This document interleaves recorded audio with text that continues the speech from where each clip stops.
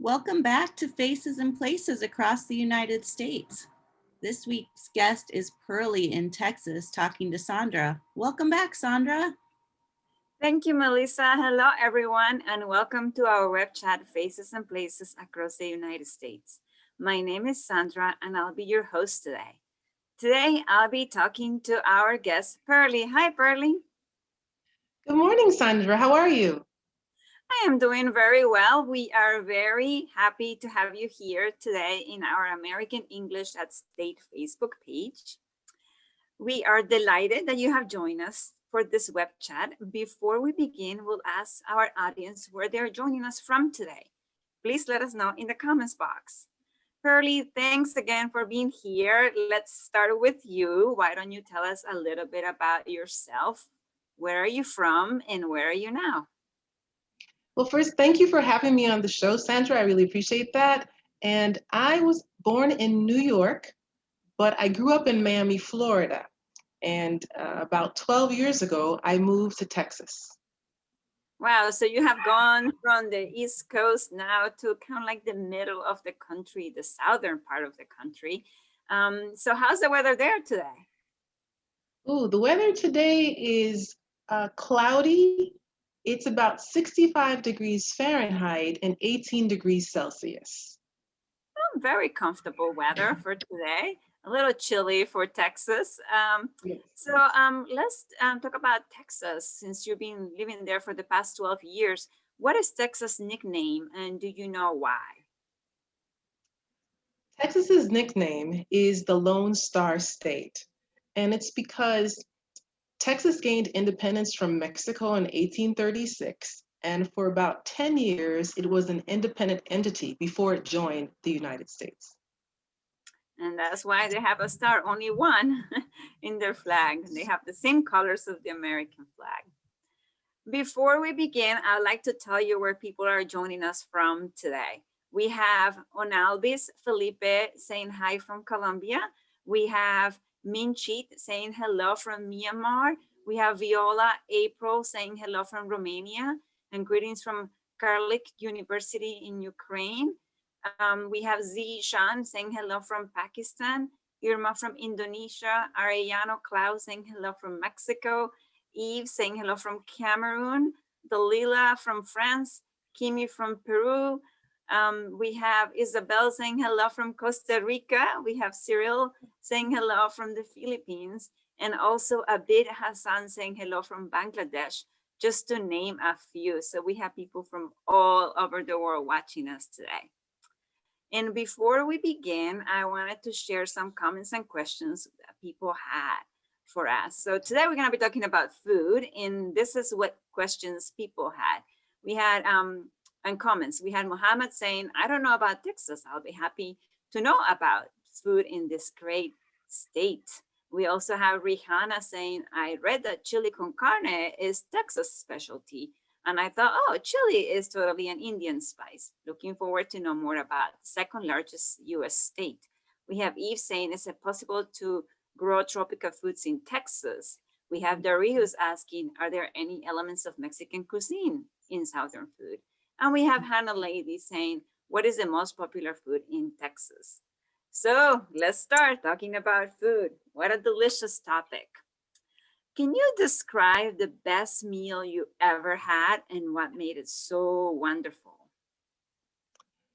One of the best meals I ever had is actually a grits with a black bean soup and a beef vegetable stew. And what made it so special is that my mother made this. And in Haitian culture, it's called legume with maï and sospoa. Wow, we have a picture here of it. So that looks really good. Is it spicy? It can be spicy. It's not too spicy. It's really up to you. But the veggie stew, it's made with beef. Some people add seafood to it. And so it's really a matter of your personal preference if you add anything other than beef to it. But with the grits and the bean sauce, I just feel at home. As always, a good feeling to have when you're eating something delicious. What is a food tradition that you and your family or friends have that you enjoy? a lot? I would say that would definitely be a squash soup that is called soup jumu. My family is from the island of Haiti, and soup jumu is what is eaten on January 1st because it's also Haitian Independence Day. So part of the soup is made with beef, and you have root vegetables such as potato in there, and then you have noodles, of course, and onions and peppers. And what's wonderful about it is that on January 1st, Independence Day, every Haitian household has a bowl of soup. And anyone who comes to your home, you share because prior to independence, the Haitian people, the slaves, were not permitted to eat this. So after independence, everyone had soup. So any Haitian household you visit, you'll be offered a bowl of soup, sometimes some fresh baked bread with it. But it's just one of those things that brings everyone together. So I love soup jumeau. That looks really delicious. What a great way to start the new year. Um, what is a food experience that you had that you thought would be terrible? And then when you tried it, you said, oh, this is the best food ever. That would have to be green Thai curry. When I first saw it, I was taken aback by it because of the green color. I'm not used to my meat being, or my stewed meat being green. So I wasn't sure about the color because I'm used to red curry, which I love. But green curry, I stayed away from for a long time. And then one day a friend said, just try it. And I did. And I was so surprised at how good this was. Now it's one of my favorites. Wow, that looks really good. And you're right. Sometimes the food that you think you're not going to like ends up being your favorite. So it's Yes. always good to give it a try. You share with me that you try a special food called grits. And this is something that you had in many different places that you lived, and also that you traveled to. So let's talk a little bit about grits. What are they? And what is something interesting about this food? Okay. Grits is ground dried corn. So by itself, it doesn't sound very interesting, but I started noticing the different places that I saw grits. Growing up in American South, people would eat grits with eggs and bacon for breakfast, and grits is really just boiled white corn with salt and pepper, and people sometimes add that after it's cooked. So I saw that growing up as part of breakfast, but then I started traveling and I noticed that when I went to Kenya, they ate the same white ground corn, but it was called ugali.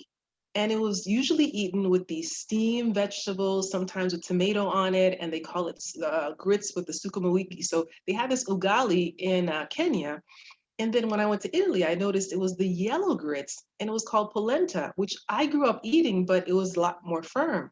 So I just found it really interesting that you would see American grits are typically white grits, and it's usually with salt and pepper. The same white grits I saw in Kenya, but then I went to Italy and I saw yellow grits, and this is what I grew up with at home because we ate grits at home with the basic preparation is usually with salt, pepper, a little of olive oil, but it can also be eaten with beans. So I just noticed, okay, grits are something that white grits are for breakfast, and then the yellow one in Haitian culture can be eaten any time of day with beans or simple. But then I moved to Texas. Here, I discovered something completely different. Here, grits are not usually eaten for breakfast. Grits are eaten for lunch or dinner, and they're served with stewed shrimp on top. So shrimp and grits is something that I see that is popular in Texas. And another thing is that here they add cheese to the grits. So it's creamy and it gets a yellow color, but not because it's yellow grits, but because of the cheese that's added to it. And I believe we have a few pictures here of grits with shrimp that they look so delicious. Are Yeah. they spicy as well? Shrimp and grits here are not really very spicy. They use a lot of different flavors. So there's, of course, the garlic and peppers. Um, so it's not very, very spicy. And you'll notice that the grits on the left, the Texan grits, will be a lighter color, but the Haitian grits tend to be a yellower color. And the grits themselves are not spicy, but the shrimp sauce that you add to it, you can add as much pepper as you want. So that's just something that I noticed that was a little bit different when I came here. Cheese grits and shrimp and grits are very popular for lunch and dinner. Well, that looks delicious. And it's amazing to see how one food can be so different everywhere around the world. If you're just joining us, we are talking with our guest Pearly, who is in Texas, and Pearly is talking to us about food and food experiences. So, talking about food, what is your favorite meal of the day? My favorite meal of the day is definitely brunch. I really love the idea of being able to have just the variety because brunch is a mixture of breakfast and lunch. It's something in between. So you can have all of the regular breakfast foods that you're used to, as well as lunch foods. So you can have a sandwich with your eggs and eggs and ham and all of these varieties of foods come together in one meal. And by brunch time, which is really late morning, maybe 10 a.m. to about 2 p.m. in the afternoon, I'm pretty hungry on the weekends. So I like to have a nice brunch on weekends. Well, that is really good. I know a lot of people go out on the weekends to eat brunch, and it's a long affair from like 10 a.m. until 2 or 3 p.m. It's a very, very common experience here in the United States. Yes, Is yes. there any food that is considered a staple in your life, something you cannot live without? That's an easy question. That would definitely be bread and cheese. I love bread and cheese, and I can eat that any time of day. I know you share with us that you like it a lot. Have you been trying to make your own bread during the pandemic months? I have. Since I live in the South, Texas, I thought it would be a good idea to learn how to make biscuits. So I started learning how to make biscuits, buttermilk biscuits, and cornbread because, of course, corn is very popular here. So I've been making a lot of different breads during the pandemic and trying to share them with everyone I can because I don't want to eat all of this by myself. I know I'll be eating all of that deliciousness.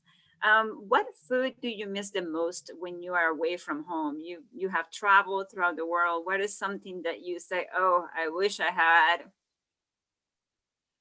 I wish I had Cheetos. Cheetos is just a snack. I visited many places, and all of these places have wonderful food. I've eaten such good food all over.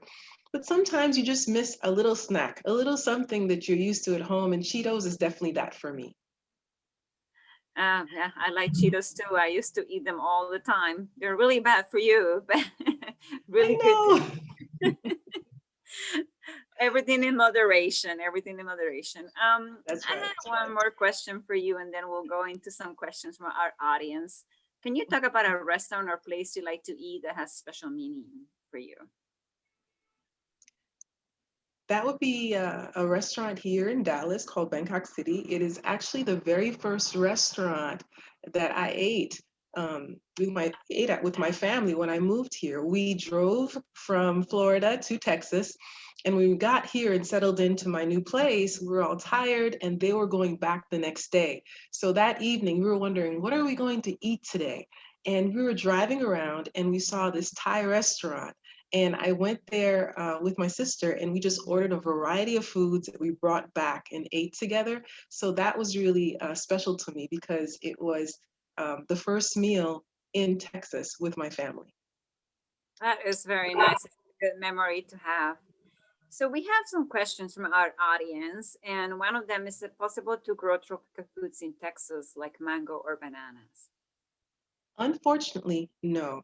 Texas is hot, which is very good, but it's not, the soil is a little too dry for that. And we don't get enough rainfall for that to happen. Yeah, okay, so no bananas or mangoes growing in Texas. Let's see. We also have another question. Are there any elements of Mexican cuisine in Southern food? Oh, of course, especially in Texas. Remember, this is we're right next to Mexico, so there's a marriage of foods that comes together that we call Tex-Mex here. And sometimes I'm not sure what is Tex-Mex what is Texan and what is Mexican, because it's such a strong marriage of flavors. So when I moved here, I learned about the different varieties of tacos that are here, enchiladas that are here. Um, there are just tacos alone. I didn't realize that there were so many different types, and then that there are different toppings that you add. So you have this corn tortilla or flour tortilla, and then you have these different, whether you want fish on it, seafood, you want beef on it. There's just so many options. And then the toppings, besides lettuce and tomato, of course, you have radishes and cilantro. And so there is a strong, and even the enchilada soup, which is more Tex-Mex. So it's the elements of an enchilada, but in a soup. This would be some of the things that are definitely bring together Texas, American, and Mexican traditions. Yes, very strong connection. Good combination to have. What is the most popular food in Texas? Ooh, now our state dish is chili, but I would say you cannot leave Texas without trying the barbecue. We have some of the best barbecue in this country, hands down. And I say this because you'll sometimes see barbecue with a lot of barbecue sauce on it. Texas barbecue doesn't need the sauce. The sauce is served on the side because the Texas barbecue beef is so good. Talking about beef and barbecue, somebody's asking about brisket. Where have you had the best brisket? There is good brisket everywhere here. I would say there's a restaurant, if you have an opportunity to visit downtown Dallas, called Pecan Lodge. That is probably one of my favorites. Yeah, that was Camila's question. So thank you, Camila, for this question. And we have Safar asking, have you ever tried asparagus? Asparagus? Yes. Wow, that's an interesting question. You know, it's funny, someone should ask that question. I didn't really eat a lot of asparagus growing up, but I've started eating a lot more here, and it's delicious. So it's a very healthy and wonderful side. So yes, I eat a lot of asparagus now. We have a lot of comments and people are telling us what they're eating. Like Rodrigo is eating an empanada for lunch, and Romanians eat polenta too. There are so many similarities to with grits. And we also have Herdy saying Indonesians love eating brunch, eating at brunch time. So Pearly, believe it or not, our time is up and we have to go, but we have enjoyed your conversation with us today so much. And you are making us really hungry now. Well, thank you so much, Sandra, for having me. And I know that grits can be found in many parts of the world, but I just shared my own experience today. And thank you again for having me. It's been wonderful to have you here with us today. We want to thank you for sharing your story and for sharing your heritage in delicious food. And we also like to thank our audience for such a lively engagement today. We hope you'll continue to share your ideas through social media. Don't forget to check out our amazing resources to help you practice English. You can check out our Facebook page, our YouTube channel, and our website, americanenglish.state.gov. You can tell us in the comments what kind of food do you like, and we'll be sure to read those comments. Thank you, Pearly. Thank you.